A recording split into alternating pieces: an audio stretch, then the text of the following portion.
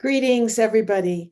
Welcome to today's webinar on modern myths about the age of Homer and how the Mycenaeans have been viewed or often distorted through the legacy of mythology and epic poetry. My name is Claire Lyons, and it's my pleasure to introduce our guest, Professor Bryan Burns. Our point of departure today is the Getty Villa's current exhibition, The Kingdom of Pylos, Warrior Princes of Mycenaean Greece, which has been co-organized with the Hellenic Ministry of Culture. Inspired by tales of the Trojan War heroes in the Iliad and the Odyssey, 19th century travelers looked for the homeland of King Nestor at Sandy Pylos, logically along the southwest Peloponnesian coast of Greece. The actual site, however, lay inland. In 1939, the discovery of a well-preserved palace and inscribed linear bead tablets confirmed the historicity and location of ancient Pylos in Messenia, an epicenter of Mycenaean culture. More recently, the excavation of the unplundered grave of the Griffin Warrior near the palace of Nestor made international headlines. Homeric archaeology gave way long ago to cutting-edge archaeological science in the field. Research at Pylos and sites in the Pylian kingdom is ongoing and is revealing the late Bronze Age realities that stand behind the legends. Exploring these continuities and contradictions between myth and history is Bryan Burns, professor of classical studies at Wellesley College, who teaches courses on mythological images in Greek art, how different regions of the ancient Mediterranean interacted with one another, and on the evolving methods of archaeological research. He is the author of the award-winning book, Mycenaean Greece, Mediterranean Commerce, and the Formation of Identity. Professor Burns' scholarship on the Mycenaeans extends to fieldwork as well. Currently, he's co-directing the Eastern Boeotia archaeological project at the site of ancient Eleon, where a Greek and Canadian team has excavated a settlement and tombs spanning the late Bronze Age between about 1700 and 1100 BCE. And so with that, Bryan, I turn the screen over to you. Thank you, Claire. It's a pleasure to be here today. I want to thank you for the invitation to speak, and also the Getty colleagues in education and events who have helped line everything up. So we're going to start today with some iconic images that I cannot see. I don't know if you can. From the early days of Aegean archaeology. There we go. Sophia Schliemann wearing golden jewelry found at the site of Hisarlik, identified as Troy, and the Mask of Agamemnon from Mycenae. We're going to put these treasures into context, and essentially I'm going to try and hold the balance between the mythological associations which these objects have had since they were first debuted to the scholarly world and the popular world, a balance between archaeology and mythology, thinking about a history of the field, the endurance of these objects and images in popular imaginations, and more recent approaches. In essence, I invite you to consider how we might broaden connections between Homeric myth and Bronze Age archaeology to enlighten a more coherent sense of the archaeological past. Next slide, please. I wanted to start with one of the standout objects in the current exhibit at the Getty. This is the combat agate from the tomb of the Griffin Warrior. And I think for archaeologists and classicists, it's nearly impossible to look at this image and not think about figures like Achilles, not think about the Battle of the Trojan War. There is shown a dominant warrior striking down one opponent, also striding over someone that he's already struck down in battle. And I just wanted to say that I think although we're looking at connections between Bronze Age artifacts and Homeric poetry, one difference is clear to me from the beginning, and that is that many of these artifacts in the Bronze Age were meant to glorify a certain kind of strength and power, that of a dominant warrior. And although these kinds of figures feature heavily in the Homeric poems, there is, in essence, a critique of the violence of war as well in the poems. So, for example, the fallen figure here, we can understand to be an opponent already vanquished. And in essence, our warrior is moving on to the next kill. In the Iliad, there's a great concern for the recovery of a fallen warrior's body. There's a lot of the poem focuses on the loss of war. And those elements of grief, those elements of honoring a fallen hero, I'd like us to keep in mind, just in the sense that these are propagandistic items, and there is surely a critique that we should have around this sense of sometimes brute military force. Next slide, please. To orient us, I want to show you the position of Mycenae and Hisarlik, the archaeological sites where most of the objects that we're looking at today come from. We'll also set some broader context through the mythology of Pylos. The King Nestor is the leader from Pylos who goes to fight at Troy. And I'll also share some of our finds from Eleon. You'll see that this is a site which is actually folded in to the mythology of key objects as well. And I think it's an interesting counterpoint to the concentration on palatial sites that we see throughout Aegean archaeology, and of course, the leading figures that are highlighted through myth.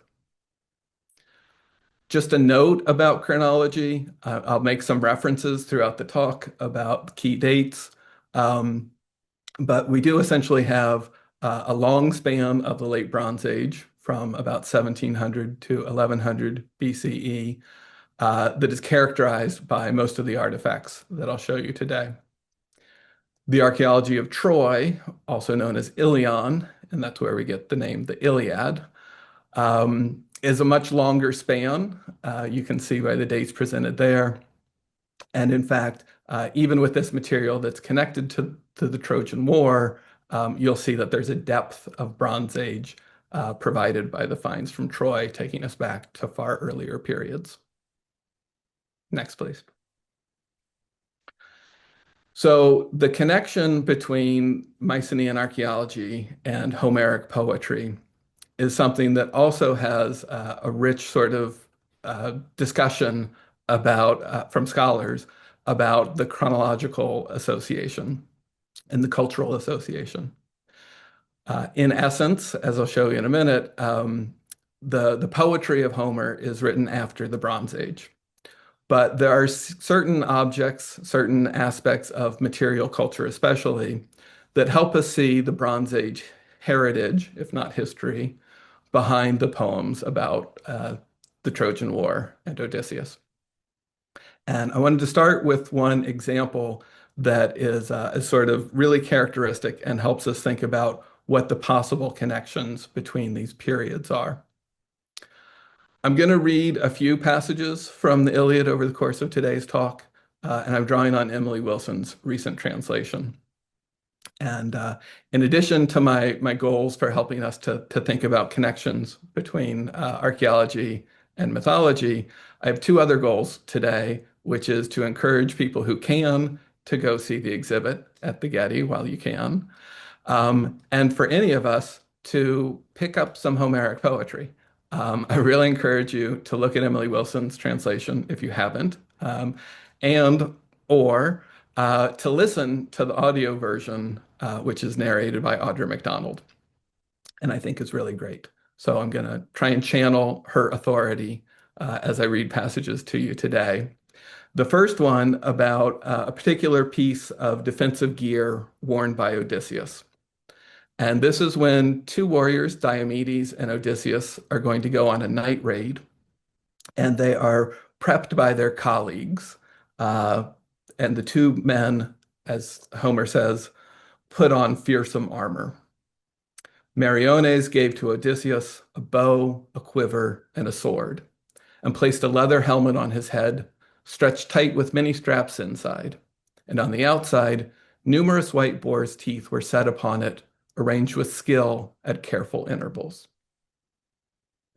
This kind of helmet, a boar's tusk helmet, is something that we find archaeologically preserved throughout the late Bronze Age. It is not, however, something that would have been worn during the period of Homeric poetry's composition and performance. Next, please.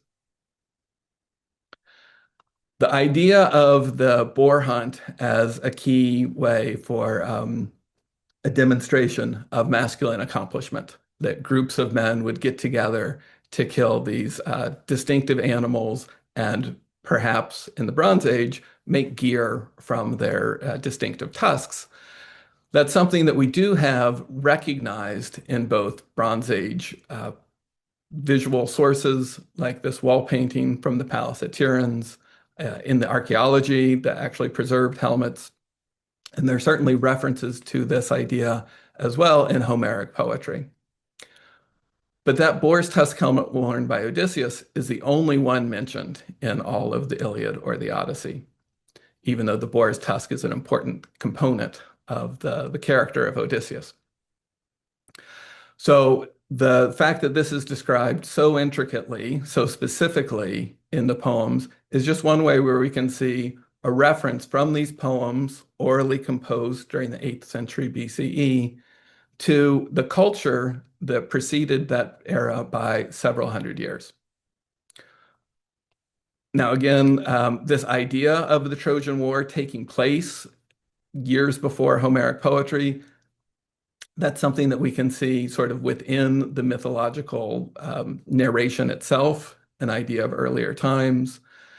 Later, Greek writers positioned the Trojan War in a date that is coincidentally about when most of the Mycenaean palaces were destroyed. And yet elements of this culture preceded that by several hundred years as well. So you can see we have this long span of time in terms of late Bronze Age culture and how it was remembered in some ways through Homeric myth. Next, please. Those boar's tusks helmet of the Bronze Age exist in reality and in many visual depictions. In fact, over the course of the late Bronze Age, there have become to be more depictions that we have preserved rather than actual helmets, which tend to cluster towards earlier periods of the Mycenaean era. The plaque on the left is from Mycenae, and this is sort of a prototypical image of a Greek warrior during the Mycenaean period. You can see how the tusk of the helmet sort of gives way to a long cheek piece, which is hard to distinguish whether it's part of the helmet or whether it's his beard. And I just want to point out now that various depictions of men throughout the Mycenaean period may or may not have a beard, but very few of them have a mustache, even if they are bearded. That's something important to note. Also, the helmet on the right from the tomb at Dendra is sort of overshadowed in terms of that tomb by this bronze armor, the panoply preserved there, which has long puzzled archaeologists as to how someone could wear this into battle. And a lot of people thought that it was perhaps more appropriate for someone driving a chariot rather than engaging in combat. Some have wondered if it's at all practical, given that this was a unique piece. It now has a counterpart, apparently, within the finds of the Griffin Warrior. So it'll be very interesting over time to see more about the armor preserved there and how it compares to this famous in certain circles piece from Dendra. Next. Famous far beyond archaeological circles, I think, is this gold mask from Shaftgrave 4 at Mycenae, which is popularly known as the Mask of Agamemnon. There is much to say about it, and I'll be brief because it's just one of the iconic images that I think are important to put into play today. When it was found by Schliemann, it was perhaps, well, it was certainly highlighted by him as a standout piece. It's something that he saw as distinctive for its artistry. He connected it specifically to the early Greek identity of the people buried at Mycenae, that he presented not just as Mycenaeans, but as Agamemnon and his associates returned from Troy. When Agamemnon returned from Troy, together with a Trojan conquest Cassandra, together with lots of booty taken from the city, mythologically, of course, he was killed by his wife, Clytemnestra. And when Heinrich Schliemann excavated wealthy tombs at Mycenae, he was excited to connect these artifacts, these burials from the Bronze Age, with that narrative of a returning warrior, specifically with the figures of Agamemnon and Cassandra. You can see on the right his published drawing. Schliemann was a prolific excavator, exhibitor of his finds, and also a writer and publisher. So we have many opportunities to consider how he thought we should consider these objects in terms of their date and culture and artistry. And as I said, even though the field has moved on from his techniques and his questions in many ways, we're still left with a legacy of these objects and their titles. And there's sort of an obligation almost to consider this connection between the mythological persona and the archaeological reality.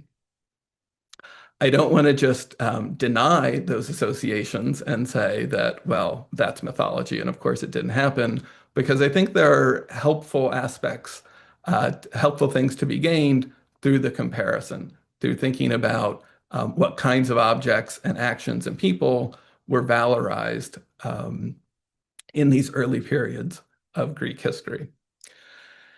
I'll also point out before we move on that, of course, one of the things distinctive about this mask is the mustache.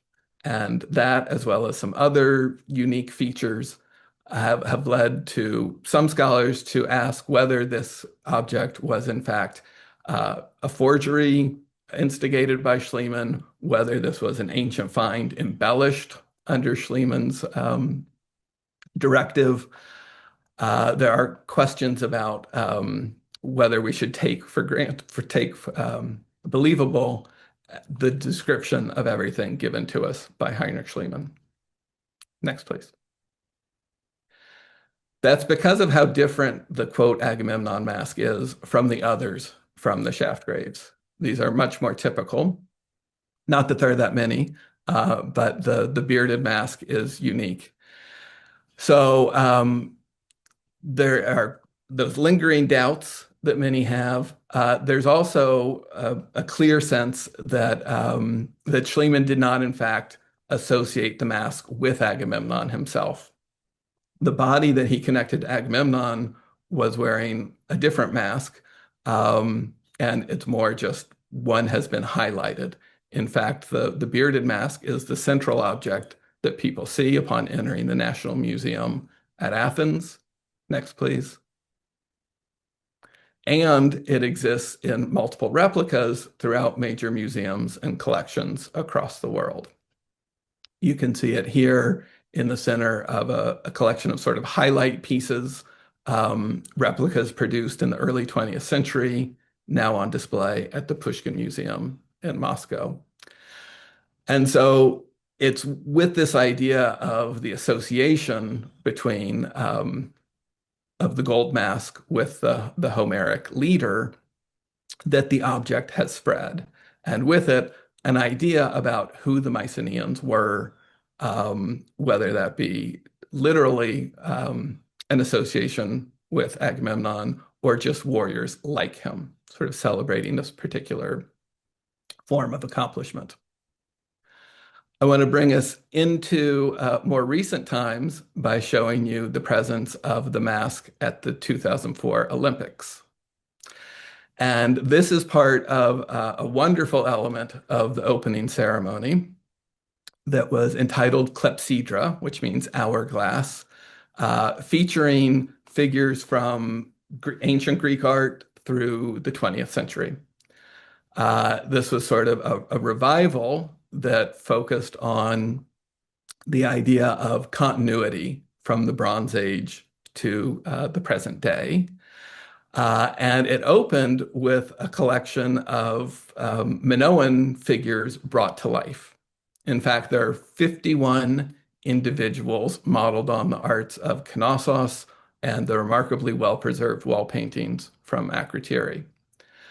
And next, please.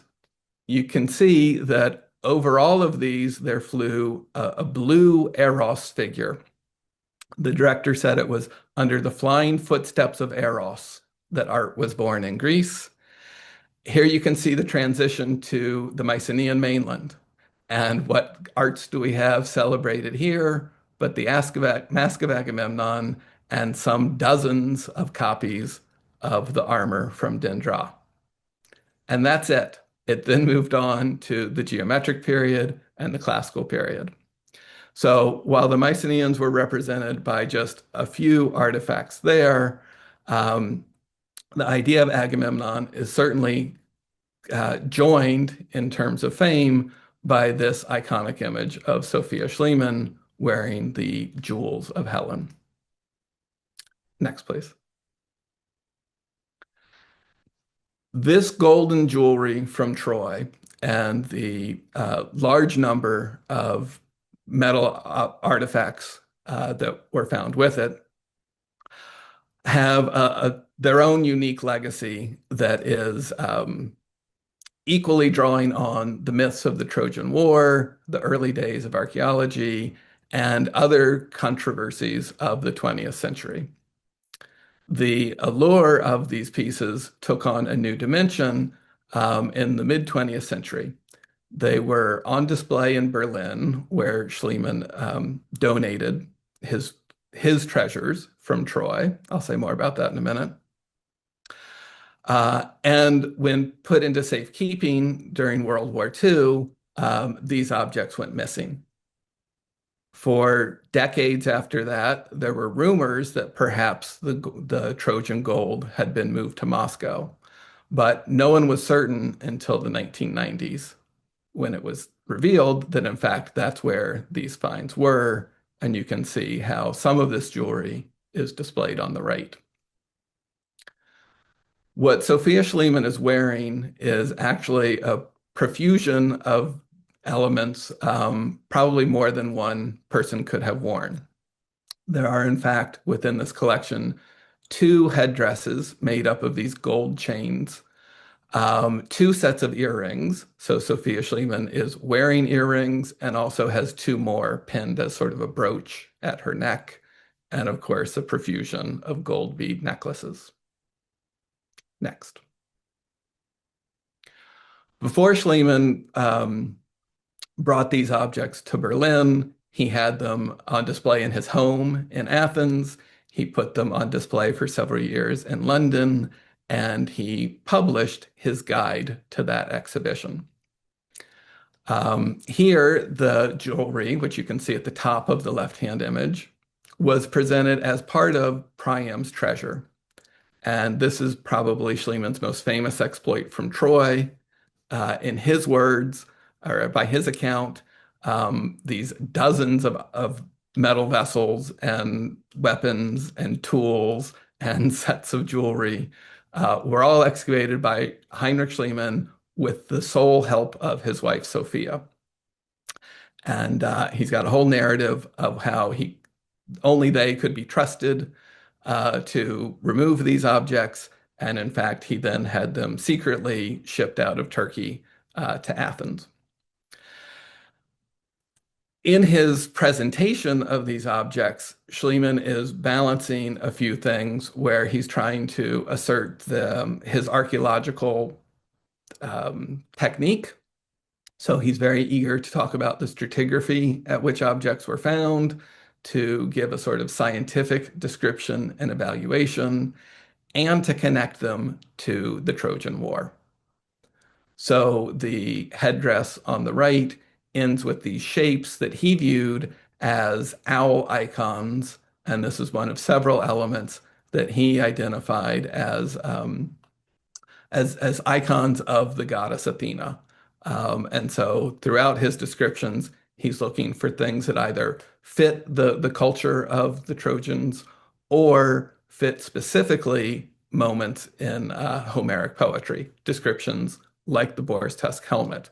I should note that for the Mask of Agamemnon, there is no specific counterpart in terms of Homeric poetry. Death masks are not part of the tradition amongst the people of the Homeric world. And Agamemnon himself is perhaps highlighted by his armor more than anything else in terms of material culture. Next. The closest connection that can be found for this gold jewelry in the Iliad is a headdress worn not by Helen, but by Andromache, another wife of a son of Troy. And there's a potent description of a dramatic scene when Andromache realizes that her husband Hector has been killed in battle. And the headdress features in this embodiment of her grief and horror at that news. When she saw his corpse dragged below, Andromache tossed away the shining knotted headdress from her head. The circlet, veil, well-braided band, and scarf that golden Aphrodite gave to her the day that Hector of the glittering helmet paid lavish bridal gifts to lead her off in marriage from the house of Aetion. This intricate headgear that Andromache has worn and casts off in this moment where she no longer identifies as the wife of Hector, but now the widow of Hector. You can see this mythological component that it has, a gift from Aphrodite on her wedding day. So it is this symbolic element of her status in becoming a princess of Troy. Now, there's one challenge in making this connection between the culture or the time of the Trojan War and these artifacts from Priam's treasure, and that is that the chronology of the gold jewelry and the other finds is actually the earlier phase that I mentioned earlier. So these date to the 3rd millennium, some 1,500 years probably before the Homeric poems. So this is early Bronze Age material, which Homer was trying to link to these events that might fit more comfortably in the late Bronze Age. Next, please. Nonetheless, it's the repeated use of this image that Schliemann connects it closer to events of the Mycenaean world. So the image of Sophia Schliemann wearing the jewelry was republished in the 1870s as part of a survey of Schliemann's work in the Mycenaean mainland. So this was not about Troy, but about Mycenae and his efforts to demonstrate these strong connections with Homeric poetry there as well. Next. Popular culture certainly embraced this association, and you can see here 2 versions of paintings by John Collier, a British painter, where he took that golden headdress and borrowed it from Helen to give to her sister Clytemnestra. And you can see this idea of her as the murderous wife who has welcomed Agamemnon back to Mycenae. These paintings are, again, dramatic, but also drawing on archaeological knowledge as it was evolving in the late 19th and early 20th century. So the painting on the left, the earlier one, draws specifically on the headdress from Troy, on architecture from Mycenae.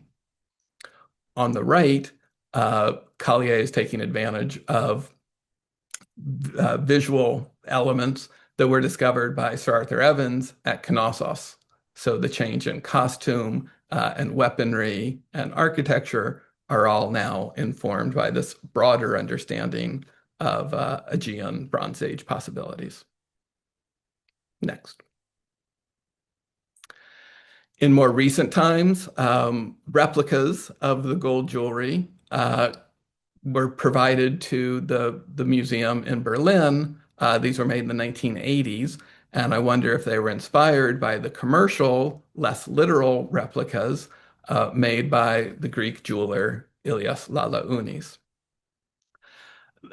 This advertisement from 1983 on the right features his daughter Maria as sort of a glossy Sophia Schliemann update, wearing his designs, which were not aiming to be exact copies, but nonetheless, he was connecting, Greek heritage through the tools and techniques of ancient craftsmen, as well as these designs. Next. And we can see echoes continuing into the 21st century with two television versions of Helen of Troy. In the center, this is from an NBC miniseries where you can see the headdress is quite closely modeled on the golden elements worn by Sophia Schliemann. And on the right, a more recent Netflix series shows, I think, a similar composition, but now executed in pearls and cowrie shells.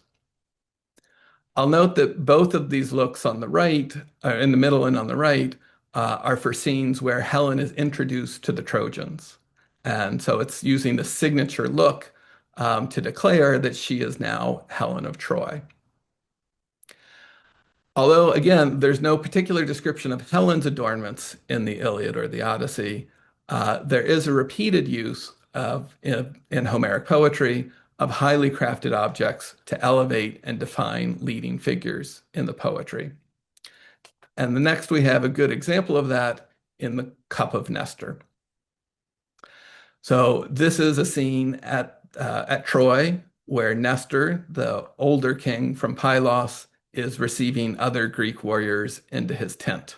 And among the hospitality set out for them is a cup of great magnificence, which old Lord Nestor brought with him from home, studded with gold rivets, with 4 handles, round each of which 2 golden doves were pecking. And on the bottom it had supports. When it was full, it was extremely hard for anyone to move it from the table except old Nestor, who could pick it up with ease. This is somewhat typical of objects that might be highlighted through their distinctive form. Indeed, this is different from any other cup described by Homer. And also its history, in this case, brought from Pylos to Troy, which speaks to Nestor's ownership and, of course, his power and the ease with which he wields this weighty vessel. I'd like to take a chance to refocus our attention from the poem's highlighting of leading figures, kings and queens, perhaps through these highly crafted objects. And this is a great example because we're told not only about this cup as distinctive form, but also in terms of who's using it. So first of all, shows the inevitable counterpart. Next, please. This is the counterpart that Schliemann found at Mycenae. And although it's only 2 doves instead of what seemed to be 8 in the Homeric descriptions, and although this is very thin gold that is quite light and anyone could handle it with ease, Schliemann presented this nonetheless as a parallel, certainly to, again, encourage us to think about the heroes of the Trojan period and these direct counterparts in his archaeology. But if we go back to the description of Troy, we'll see that it's not only warriors and kings that are wielding these objects. Next, please. So before the cup is set out, we have a description of who is serving Nestor and his guests. And that is Hecamede, one of many captured women featured leading lives of servitude among the Greek camp. Hecamede, daughter of brave Arsinoe, was claimed as a prize of war by old Lord Nestor after Achilles had sacked Tenedos. The Greeks had given her to him because he was the very best of all in council. Now, with her hair arranged in braids, she set a fine, well-polished table out for them with wine and an onion and grain and the gold cup of Nestor. Hecamede has counterparts like Briseis and Chryseis and Helen in the Iliad, all women who are prizes to be won through violence. And these are this view of the workers in the Homeric world is something that we have throughout the Iliad and the Odyssey. So, especially in the palace of Odysseus, there are descriptions of many workers who can be seen as parallels to the Bronze Age figures we know through the Linear B tablets from Pylos and other sites, where there are many accounts of dependent laborers, men who tended flocks, women who wove garments. So we can find these kinds of figures in both the poem and in these records from the palaces. My favorite among those in the poems is a nameless grain grinder at the palace of Odysseus who's working throughout the night to meet her goals. And she happens to be working late because she is slower and weaker than all the others on the very eve of Odysseus's revenge. She and the returning hero both take encouragement from a divine omen. And it's a good reminder that even mythological heroes are part of a larger society. Next. If we return to the boar's tusk helmet, we can see another one of these unique objects in the Homeric poems, which is characterized not only by its unusual form, but also by its own particular history. In this case, a series of exchanges among heroes. So the origin of the helmet itself is described. Autolycus had robbed the sturdy house of Amintor, the son of Ormenus, in Eleon. And from there he had stolen the helmet, which he gave to Amphidamus to take to Scandeia in Cythera. Amphidamus then gave it as a guest gift to Molus, father of Meriones. And Molus gave it to his own son to wear. Now Odysseus was wearing it. Here we have the helmet enriched by a heritage, which includes previous generations of heroic figures, the idea that it's handed down from father to son among the Cretan leaders, and also that it was given as a guest gift. This is a very important kind of exchange in the Homeric world before that. The original exchange was not a gift, was not a voluntary act, when Autolycus, who in fact is the grandfather of Odysseus, stole the helmet from Eleon. And next, please. Somewhat coincidentally, Eleon is the site where I and colleagues have been working for quite some time, where we've now been excavating since 2011. And I wanted to end today's talk by connecting to contemporary archaeology and to a broader set of artifacts through which we can characterize Mycenaean communities. So this is a range of the worked bone artifacts from Eleon. You can see we have some lovely pieces of adornments and inlays like the ivory plaque with rosettes. We also have quite a number of boar's tusks, some of which are shaped and drilled in a way that would make them appropriate for attachment to a larger object, perhaps a helmet. So by no means do we claim this is the helmet of that Odysseus wears, represented through these objects, but it is a connection and an indication that we need to think about the archaeological reality behind crafted objects, and of course, a large range of animal material that we find that relates to other industries and events like feasting. And with that in mind, there's one final passage from the Iliad that I want to share with you. This is the background on Phoenix, who is among the Greeks at Troy, who is originally from Eleon as well. And he tells a long story that we don't have time to get into, high drama at Eleon, um, when Phoenix had a conflict with his father. And so he's giving his own history and reminds everyone how he ran away after he had a fight with Amintor, son of Ormenos, at Eleon. And he is on the verge of either killing his father or leaving. He chooses to leave. But before that, his kinsmen and cousins try to keep him there. And there's this description of the way that they entertain him for days on end. They singed the hides of many pigs and stretched the carcasses that shone with fat across the fire for cooking, sacred to Hephaestus. They drank enormous quantities of wine from huge wine jars belonging to my father. They tried to distract him, tried to keep him engaged in the better parts of life at Eleon, which didn't work. Next, please. So to end today, I'd like to show you some of our more humble, again, artifacts from Eleon. It's not just golden cups and adornments that can be enlivened by Homeric connections. The poems, like ongoing archaeological work, speak to the experience of a broad range of people, many of whom remain anonymous. But through connections with myth and literature, we have a chance to imagine their lives as well. Thank you very much.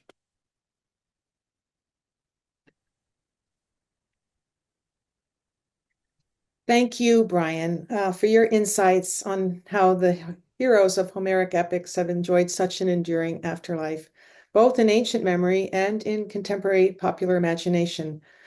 I can see that there are quite a few questions for you in the Q&A, so I'm going to go over there and continue our conversation. Let me just scroll up to the top. Let's see. Question from Robin Russin.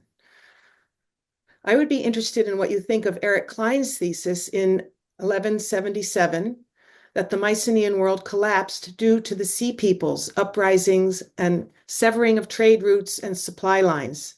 Or do you agree with objections like those of Jesse Millick? So the idea of the Sea Peoples being connected to the Bronze Age collapse of the Mycenaean palaces is intriguing and challenging.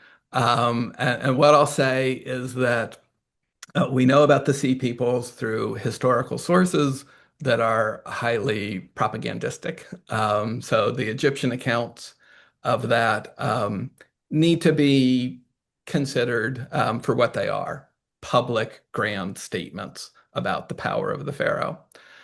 So I'm not sure that they're a direct explanation, but they're certainly connected to or an embodiment of an imagining of the kind of conflict that was surely going on around this period when there were lots of destabilizing dynamics across the Mediterranean. We have evidence of droughts. We can see that trade was breaking down. So there were significant economic challenges that clearly Mycenaean palatial administrations could not recover from. So I don't see the Sea Peoples as helping us to directly understand the Mycenaean situation, but they're certainly part of that larger dynamic across the Mediterranean. Good. Listen, I want to follow up with Margot Metzner as well. With regard to the Pylos combat agate, why do we think the fallen warrior on the ground is an enemy rather than the striding hero's fallen comrade? And I might just jump in for a second because I believe I saw an earlier question about the size of the Pylos combat agate. And if you have that dimension at the tip of your tongue, if you don't, I do, but go ahead. You can give the number, but I'll tell you what I worked out, that the agate is the size of a quarter. A quarter. Yeah. Yes. So if you want to think about the imagery on a quarter and imagine it as being that richly detailed, Yeah. Yeah, That's a it's challenge. just barely over an inch, but what you showed on the slide was an enlargement, obviously, an enhanced micro photograph of the Yes. surface to enhance and to make visible the actual carvings and altering the color at the same time. So it's a very special image that you showed. But as far as how do you identify the enemies? Right. So I'm following the excavator's interpretation based on the garments. So if you look closely, you'll see that both the fallen figure and the being vanquished figure, they're wearing these kilts that have a distinctive sort of plaid pattern, a tartan. And the striding warrior is wearing just what's more like a loincloth. So that's the indication of sort of who's on which side based on garments. I agree it would be much more Homeric if it were the warrior's own companion that he was avenging. But I think that's the difference perhaps between the Mycenaean imagery and the Homeric poetry. Yeah. And sticking with that scene of battle, a question just to delve in a little bit further. Why do you say that the boar's tooth helmet would have been worn? Um, I I don't know. I'm not conscious of using that phrasing in Oh, okay. particular. Um, so yeah, we have a number of them recovered from tombs. Hmm. So it would seem to be, not necessarily ubiquitous, not common, but it is a well-known piece amongst for generations in the Mycenaean world. And I suppose the sort of inner leather cap that you described, or the felt cap, as Emily Wilson translated it, is to make it, more comfortable. Yeah, wearable. Yeah. And yes, and in fact, there are descriptions of other leather caps. So that itself is a way of making a helmet. And then the boar's tusks, yes, give it this resilience on the outside. Good. Okay. So from another member of the audience, why do you think the archaeologists and others, and I presume that means Schliemann, who could have handled interpretations differently, made these spurious links to Homer? Was it simply a human desire to be famous by finding fame-worthy things? Well, that would certainly fit with Schliemann's strategies, sort of constructing his own identity at the same time that he is constructing these identities for, heroes and leading figures. Um, I think beyond that, some scholars have written about a fear of anonymity, the idea that prehistory doesn't give us, stories and figures to be guided by. So in that sense, there's again perhaps some sort of human drive to tell stories. Um, and I think for Schliemann and many who followed him, what's really important is to declare the Hellenic nature of the Mycenaeans. So there is, at that time in the 19th century, there's an idea to construct and promote a coherent sense of Greek identity, Greek heritage, that in many ways begins with Homer. That's sort of the earliest of Greek literature. So there's a lot of sort of popular ideas and government motivated agendas that are interested in sort of the race of Homer.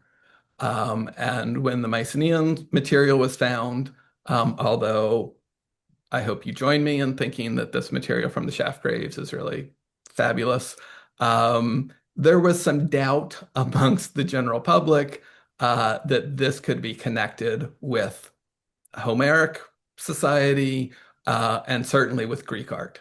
So Homer had a drive to demonstrate or to argue that this is not primitive material. This is just early Greek beginnings. And I think that the association with Homer helps him to do that too. It's to emphasize that this is explicitly a Greek beginning that we can see in this material. Well, here's a very relevant follow-up question that what actual objects from the late Bronze Age, from the Mycenaean, late Mycenaean period, would Homer have been able to actually see? Is there any material culture that survives? I suppose you could actually include monuments as well as artifacts in that. Yeah, I think that's with the understanding that most scholars don't believe in a single Homer as a figure, but the idea that many poets are contributing to these stories and verses. People of that era could see a lot of the Bronze Age still around them. So, as you say, there are huge monuments, the ruins of places like Tiryns and Mycenae. There are many examples of tombs from the Bronze Age being reused in later periods, either for new burials or as focuses of hero cult. So this connection of the Mycenaean archaeology with Homeric heroes, there's a version of that that happens in antiquity, absolutely. And there are dramatic cases where objects from earlier periods of the Bronze Age are circulating in the Iron Age and Archaic period. So these objects as heirlooms would have been known. The ones that we know about aren't as dramatic as these objects, but there's certainly room for a sort of tangible understanding about that earlier period. And I should say that most relevant to the examples I've shown today is that there's one boar's tusk helmet on Crete that is found in an Iron Age tomb. Hmm. So it's Bronze Age, but it is used in a later tomb. And an argument has been put forth that this was a conscious sort of conjuring of the figure of Meriones, the one who puts the helmet on Odysseus's head. So we don't have direct evidence for that, but it's a very appealing idea that they're sort of constructing a new tomb for this Bronze Age figure in Iron Age Crete. That is tantalizing. Here's another good question. Artists and costumers of movies seem almost universally to costume ancient people in silly garments. Can you comment on any evidence for actual Mycenaean clothing?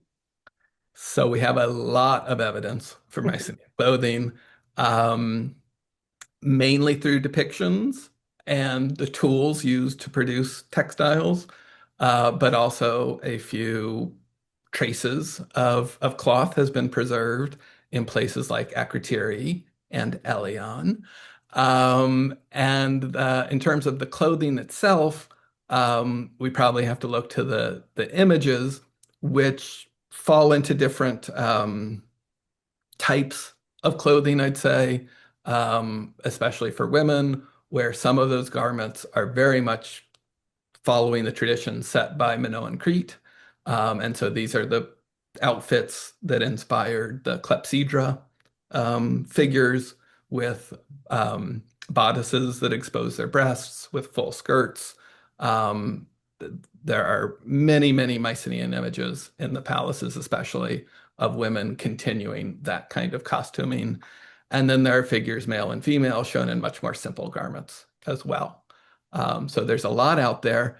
I fully agree that that when it comes to costuming, most productions want nothing to do with that, and instead they go for a very classically inspired kind of flowy garment, and then maybe it's through the jewelry or some other aspects of production that you can get in this archaeological Bronze Age component as well.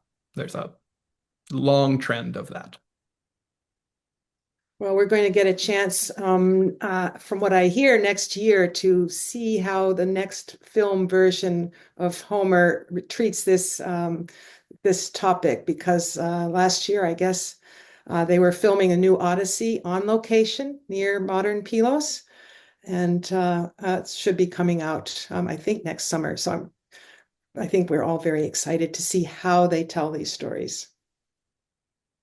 I am. Do you, as a professor, notice that popular misconceptions of Mycenaean archaeological finds still influence our contemporary understanding of Homer? Yes, I mean, I certainly see it's interesting to compare things like the mini series on TV, Troy the movie, to now there's a lot of imagery circulating through video games.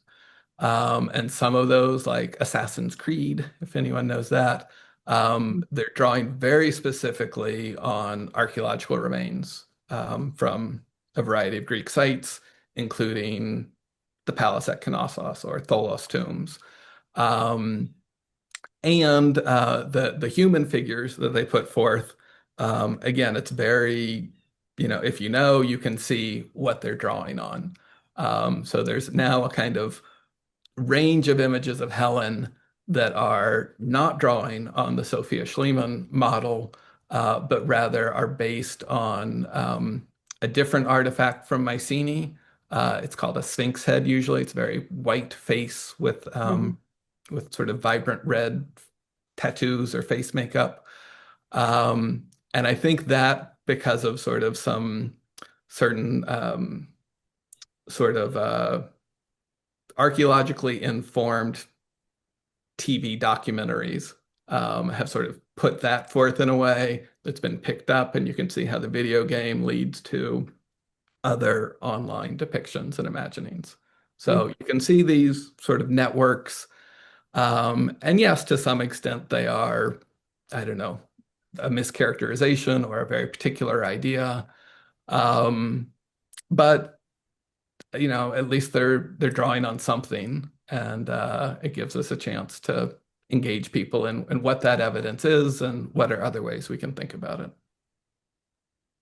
And if if we didn't have the texts of Homer and the Iliad and the Odyssey, how do you think that archaeologists would have interpreted finds like those from Priam's treasure? Do you think it would have been different, or do you think, now, Mycenaean archaeologists like yourself rely on a whole different set of evidence?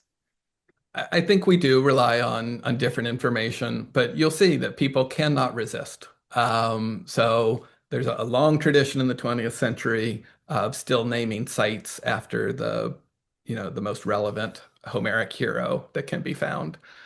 Again, I think that goes back to this idea of anonymity or trying to forge a longer connection.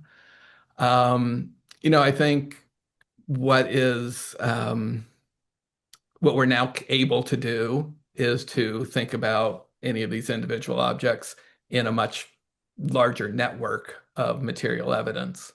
And so things like the gold from Troy, the jewelry, it's really interesting the connections that we can see with contemporary, very similar works from the Greek island of Lemnos and from the jewelry people may know of Queen Puabi in Mesopotamia. That these contemporary gold pieces across the Eastern Mediterranean and into Mesopotamia are drawing on the same source of metal, that they have crafting connections. So I think it's that kind of network that we're more likely to think through these days rather than an association with a particular figure or Hmm. tradition. Hmm. Yes, and I can't wait. I can't really resist since you got on the screen the wonderful headdress with the tassels. I also wanted to remind you of the four tassels, gold tassels from Peristeria that we have on display in the exhibition. And they also recollect or reminisce somehow about the very special golden belt that the goddess Hera wears with 100 tassels. So that's another, well, small connection that one tried to make in our own display. I think we have time for just one more question, and this one is right to you in your role as co-director of the excavation. What was Eleon's relationship to Thebes in a few words or less? Well, thank you for asking. We do have Eleon referenced in the Linear B tablets from Thebes, so that we know at a certain period of time, Eleon was associated economically and administratively with the palace, that it was growing grain and olives to pay as taxation. We also have some material associations, clearly a strong crafting connection to Thebes. But one of the things that we have great evidence for, and are sort of inspired by, is the fact that when the palace at Thebes and other places burned down in 1200 BCE, life at Eleon continued on just fine. And without that kind of supervision from Thebes to the west, the people of Eleon actually developed and enjoyed much stronger connections to the east. And so we can see a whole new sort of phase of cultural production and interaction for the people in that period right after the destruction of Thebes. Wonderful. Okay, listen, we're going to have to sign off now, but I really appreciate all of your great comments and questions. If I didn't get to you, you can follow up with Bryan, I assume, directly. Please remember to check getty.edu regularly for our upcoming programs, and for local viewers and those who are willing to travel, the Kingdom of Pylos exhibition will be on view at the Getty Villa until January 12th. Thanks again, Bryan. Thanks to you all, and farewell until next time. Great. Thank you.